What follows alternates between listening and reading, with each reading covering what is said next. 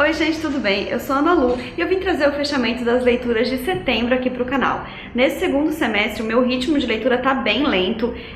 Eu achei que esse ano eu ia conseguir chegar na meta dos 80 livros lidos e no primeiro semestre eu li mais de 40, mas eu não sei o que tá acontecendo nesse segundo semestre, que eu tenho a sensação de que eu leio, mas eu ainda não consegui sair eu ia falar da década, da contagem ali de 50, né? Parece que eu leio, aí vou lá 51, leio, 52. Sei lá, tá tudo meio esquisito esse segundo semestre, mas enfim, em setembro eu consegui ler 5 livros e a gente vai conversar então um pouquinho sobre cada um deles. Bom, o primeiro livro que eu terminei em setembro, eu comecei no mês de agosto, foi Machamba, da Gisele Mirabai. A Gisele ganhou, eu não sei se foi o primeiro ou se foi algum dos concursos do prêmio Amazon. Enfim, é a pessoa que tem que publicar de forma independente na Amazon e aí tem uns quesitos e regrinhas a serem cumpridos para o livro concorrer a um prêmio que inclui um valor em dinheiro e a publicação, no caso dessa edição, foi pela editora Nova Fronteira. E, enfim, então a Gisele ganhou esse prêmio e o livro dela foi impresso e publicado pela Nova Fronteira. Eu já tinha até pegado o livro no Kindle, porque teve uma época que a Amazon disponibilizou ele gratuitamente, mas acabei ganhando de presente da minha amiga Karina em janeiro esse aqui, e ela me deu falando que ela queria muito que eu lesse e resenhasse aqui no canal, porque ela não sabia se ela tinha entendido. Só que a Karina entende muito mais de literatura contemporânea que eu, e a verdade é que eu ainda não sei se eu vou conseguir fazer um vídeo sobre esse livro, porque ele é muito confuso. Eu fiquei boiando em grande parte dele. Talvez eu não tenha pegado também numa época em que eu tava conseguindo me concentrar muito, eu tava, tipo, viajando muito enquanto eu tentava ler. É um livro curto, mas com letra bem pequenininha. E, enfim, ele é uma jornada interna e externa de uma personagem. A gente tem aqui capítulos intercalados entre a história dela quando ela era criança e a história dela hoje em dia, e de cara a gente vê que esses momentos da vida dela são muito diferentes e a gente vai acompanhando ela para tentar entender a jornada. Então, quando ela era criança, ela morava no interior, numa fazenda ou algo do tipo, e ela sempre fala que teve um momento que ela chama de elo perdido, que foi onde tudo que ela conhecia como o mundo se dissolveu. E muitos anos depois a gente sabe que ela, enfim, adulta, ou jovem adulta, tá morando em Londres e vivendo uma vida muito louca, libertária, não monogâmica, e a gente não consegue entender como que ela saiu de lá pra chegar até esse momento atual. Então, ao longo do livro a gente vai ganhando pistas pra tentar construir essa história. É um livro de narrativa bem contemporânea, não é muito meu estilo, eu gosto de sair da minha zona de conforto e encarar esse tipo de leitura, mas realmente não é o meu tipo, eu não consegui me concentrar muito e ligar muitos fatos. Ainda tem toda uma questão que a autora cria aqui com monumentos do mundo antigo. Então a gente até tem aqui na capa o Coliseu e ela visita alguns outros, enfim. Mas é um livro de narrativa bem solta, bem experimental, que eu ainda tenho que ler um tanto sobre ele pra saber se eu entendi, se eu sou capaz de fazer um vídeo. Bom, depois de Machamba eu li o fantástico Memórias da Plantação, da Grada Quilomba, com tradução de Jess Oliveira. Eu falei de Jess porque eu não sei se é mulher ou se é homem, eu não pesquisei. Jess, né, pode ser um nome que serve para os dois gêneros. Enfim, a Grada, ela é portuguesa e ela passou grande parte da sua vida na Alemanha e foi onde ela publicou esse livro pela primeira vez, porque foi na Alemanha que ela fez a sua tese de doutorado, e o livro é muito baseado na sua tese de doutorado, por isso eu até achei que ele seria um tanto rebuscado e difícil de ler por ser muito academicista, mas não. A linguagem da Grada é muito precisa, direta e fácil de ler, não fácil de digerir, mas fácil de ler. E bem, esse é um livro de não ficção, como já deve ter dado para entender. A Grada é uma mulher negra, como também já deve ter dado a entender, e o subtítulo do livro é Relatos de Racismo Cotidiano. E é isso que ela vai falar, foi isso que ela estudou no seu doutorado, é isso que ela vai propor aqui pra gente. Então aqui ela vai fazer algumas introduções, a gente tem uns 2 ou 3 capítulos introdutórios, e do capítulo 4 em diante ela vai abordar temáticas em que ela vai esmiuçar episódios de racismo cotidiano, tentando entender de onde eles vieram, pensar nisso historicamente, né? O livro tem esse título, Memórias da Plantação, que remete a um período de escravidão, das plantations, enfim, e ela vai comprovar, com todo o seu estudo e análises, que o racismo é estrutural, institucional, ele veio daí, né, da época da escravidão e até hoje ele tá super arraigado na nossa sociedade. Então, enfim, ela entrevistou algumas pessoas, só que duas vão ser os principais objetos, né, são as principais personagens que contam as histórias que ela coloca aqui, que são a Caitlin e a Alicia. Uma delas é afro-alemã e a outra é afro-americana ou algo do tipo. E, enfim, é através delas e das vivências dela própria que ela vai entregar esse livro pra gente. É um livro muito potente, muito importante, foi uma discussão muito interessante que aconteceu no Leia Mulheres.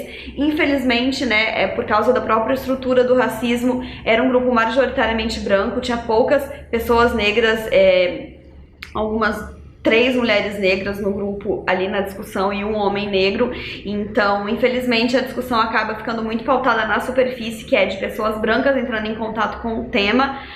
Mas enfim, né, discorrendo sobre o tema, tentando estudar sobre ele, que a gente pode tentar ir diminuindo a desigualdade e diminuindo o nosso papel nisso, porque todos somos racistas, a gente tem que entender isso de uma vez para que a gente possa tentar mudar. E aqui é com base em casos cotidianos e pequenos que ela vai demonstrar que o racismo é algo muito grande e que tá aí entranhado, né? Então ela vai falar que muita gente acha que o racismo, esses casos cotidianos de racismo são muito individualizados e que são mimimi, e muita gente até questionou essa temática da tese dela, falando que isso ia ser muito subjetivo e que não era digno de um estudo, quando na verdade não, né? Todos esses casos de racismo cotidiano juntinhos é que formam um grande panorama desse problema seríssimo que a gente encara enquanto sociedade, e eu vou ter que estudar muito ainda para poder fazer esse vídeo. Só digo que é um livro excelente, eu grifei o meu livro inteiro e que eu acho que é um livro que precisa muito ser lido. Depois eu li A Casa das Sete Mulheres, que é um livro que eu já queria ler tinha um tempão, e ele me chamou na estante. Eu até acho que falei sobre ele no vídeo que eu gravei com a Bárbara do B de Barbárie, que tá lá no canal dela.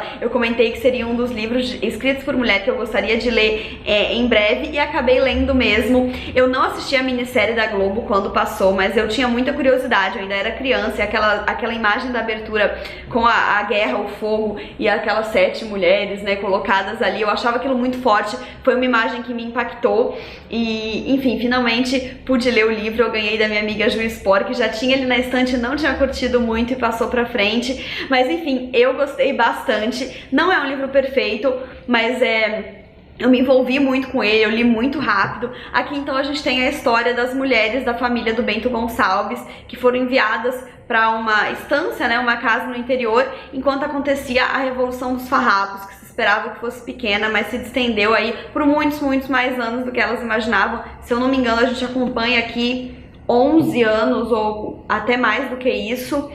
E, enfim, a gente vai acompanhando com base em 2 narrativas, uma narrativa em terceira pessoa normal e os diários da Manuela, que é uma das personagens principais, né, uma sobrinha do Bento Gonçalves, que a gente vai acompanhar aqui, que é a personagem que se apaixona pelo Capitão Garibaldi e tal. Ela era a protagonista da série, se eu não me engano, e aqui a gente tem então acesso ao relato dela em primeira pessoa.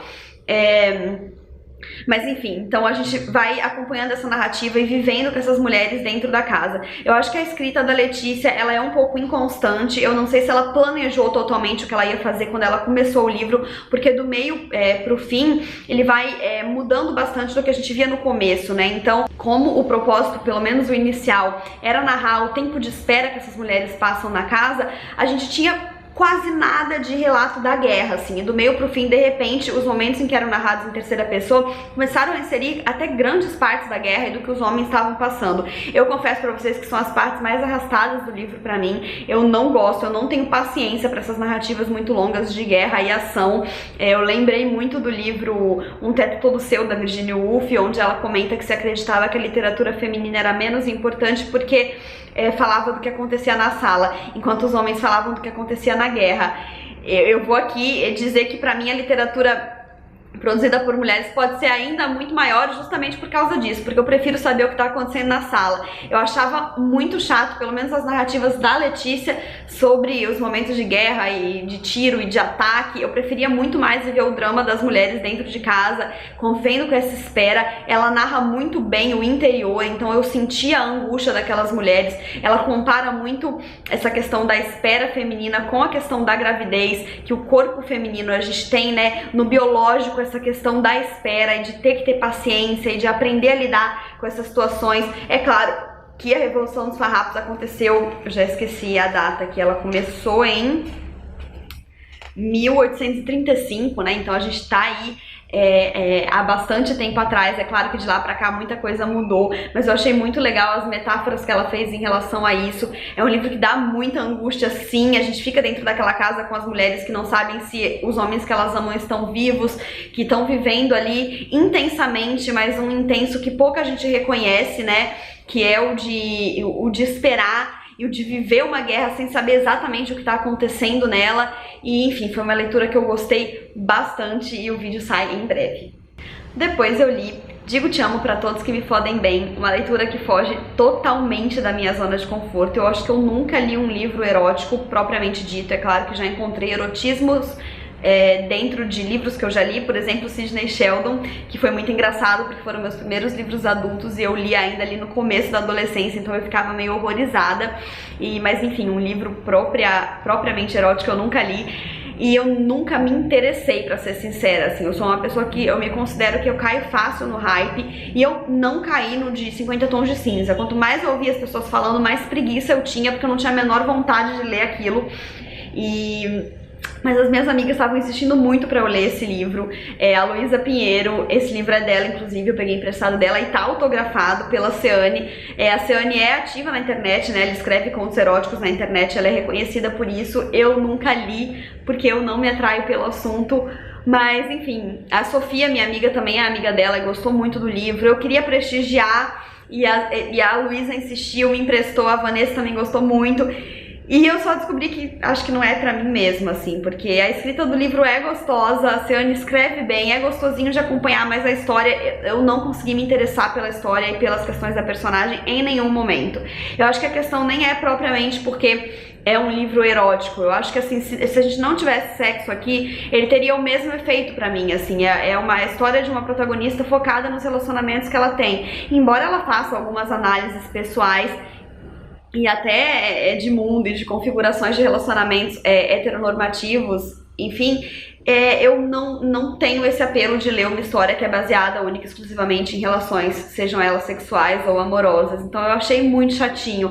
Não é nada com a escrita da autora, mais uma vez eu vou repetir, a escrita dela é muito gostosa, em relação ao tema mesmo. Foi interessante eu ler, eu gostei de ter lido pra ter essa experiência, pelo menos, e descobrir que, ok, o que eu achava realmente procedia, eu realmente não curto, e é isso, né? Paciência, tem coisa que a gente curte, tem coisa que a gente não curte, mas vou fazer vídeo mesmo assim pra falar um pouco mais dele, e eu recomendo pra quem gosta do estilo, e até eu diria pra quem não gosta ou nunca experimentou, porque a Ceane tem sim uma escrita delicada, ela vai falar do sexo de forma muito respeitosa, sem ser hipócrita e sem ser desnecessariamente polida, mas também não é desnecessariamente escrachado. Eu acho realmente que ela achou o tom pra falar de relações sexuais, é só uma coisa que, assim, não tem apelo pra mim mesmo, mas, enfim, aguardem o vídeo. Por último, em setembro eu li Bem-vindos ao Paraíso, da Nicole Dennis Ben, com tradução da Essi Regina, eu tentei decorar, mas não decorei, Essi Regina Candiani. A Nicole Dennis Ben é uma autora jamaicana, né? Ela mora nos Estados Unidos há bastante... Estados Unidos ou Inglaterra? Tô confusa. Papai, Estados Unidos. Ela mora nos Estados Unidos já há bastante tempo, mas aqui o livro tá catalogado como literatura jamaicana, ficção jamaicana. E eu tava bem curiosa pra ler esse livro, eu já tinha ouvido falar dele. A minha amiga Vanessa ganhou da minha amiga Luísa em janeiro, no Amigo Secreto que a gente fez, no qual eu ganhei machamba. E eu pedi emprestado, foi engraçado porque a Luísa já leu, eu já li e a Vanessa ainda não leu, mas ela me emprestou mesmo assim. E eu gostei bastante do livro. Ele é um livro que ele tem essa capa, né, e esse título, Bem-vindos ao Paraíso. Em inglês ele se chama Here Comes the Sun, que é o título original, que são dois títulos que funcionam muito bem. E ele vai quebrar justamente essa ideia de paraíso que a gente tem quando pensa no Caribe e nos resorts, ao inclusive e tal. Aqui a gente vai ter uma grande denúncia, na verdade, do que esse turismo totalmente exploratório, capitalista e sexual faz com o povo de um país. A gente vai estar aqui numa cidade da Jamaica que tem um grande resort all inclusive, em que outro resort all inclusive está sendo construído, em todas as as consequências que isso traz para a população. A gente vai ter alguns personagens que vão conduzir a história e que vão trazer diferentes perspectivas de situações pra gente. A primeira que a gente conhece, que é a protagonista, é a Margot. E a primeira frase do livro é: as horas extras que Margot faz nunca são registradas. Por quê? Porque Margot trabalha num hotel. Só que o grande ganha-pão dela é o trabalho sexual que ela faz com os clientes, né? Então ela se prostitui e ela ganha dinheiro e ela vai juntando esse dinheiro, que ela diz que o grande objetivo da vida dela é pagar os estudos da sua irmã mais nova para que ela não tenha que passar por isso. Só que isso acaba sendo um pouco fachada à medida que a gente vai conhecendo a Margot, porque a gente vai entendendo que na verdade ela tem muita ambição e ela quer crescer na vida e ela quer chegar no patamar de quem manda e não no patamar de quem obedece e precisa sobreviver a isso. Então ela tem um relacionamento com o gerente do hotel que ela trabalha e ela pretende ir envolvendo ele cada vez mais para que ela se torne uma possível gerente geral do novo hotel que está sendo construído. Enfim, ela quer crescer na vida e isso não dá pra gente dizer que é um problema ou que é uma culpa, não dá pra gente julgar ela, mas o fato é que ela acaba deixando tudo meio que nas costas da irmã, que também vai sofrer por causa de toda essa pressão e que também é uma outra personagem bastante importante no livro. Eu falo mais dela quando fizermos a resenha. Mas enfim, a Margot, ela é uma personagem muito complexa e muito interessante de acompanhar, porque ela é totalmente uma anti-heroína, ela faz muita cagada, mas ela é um exemplo de uma pessoa que está tentando sobreviver ao mundo que tem, e é um mundo muito cruel. Então a gente vai ter aqui uma análise muito interessante sobre isso, sobre um tema que eu, assim, imaginava um pouco, né, quando a gente pensa nessa questão desses grandes resorts. É claro que não dá pra imaginar que é tudo a beleza que é e que tá tudo bem com ele ali, que ele não gera problemas para as pessoas locais, porque é claro que gera, mas aqui a gente tem uma análise muito mais aprofundada e sem ser panfletária, eu diria. Eu acho que a história tem alguns defeitos, eu acho que ela podia ter se evoluído mais do que evoluiu, mas ainda assim é uma história sólida, é uma história interessante, não fica só no panfleto, a gente se envolve com os personagens, a gente quer entender esse mundo, mas acompanhando vida de pessoas, né? Não chega perto de um livro de não ficção sobre o assunto. E eu gosto muito disso, porque ela quis tratar do assunto e ela conseguiu tratar com uma boa ficção envolvida, e quando sair o vídeo a gente fala mais sobre. E é isso, gente. Essas foram as 5 leituras do mês de setembro. Comentem aqui embaixo se vocês já leram algum desses livros, ou se vocês têm vontade de ler, porque a conversa é a melhor parte disso tudo. Não esqueçam de se inscrever no canal se ainda não forem inscritos e deixarem um joinha se curtiram, porque isso ajuda muito o canal a crescer. Um beijo e até a próxima. Tchau!